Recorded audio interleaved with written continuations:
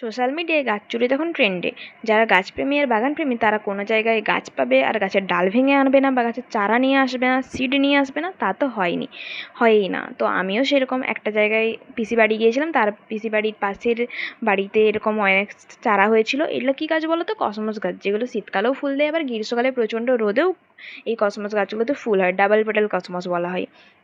তো এই গাছগুলো অনেক হয়েছিল, তো আমিও সেখান থেকে চুপি চুপি দুপুরবেলা গিয়ে একটা ভাইয়ের সাথে চুরি করে নিয়ে চলে এসেছি। আর তারপর দিন বাড়ি এসেই সকাল সকাল চলে এসেছি আমার বাড়ির ছাদে গাছগুলো লাগাতে।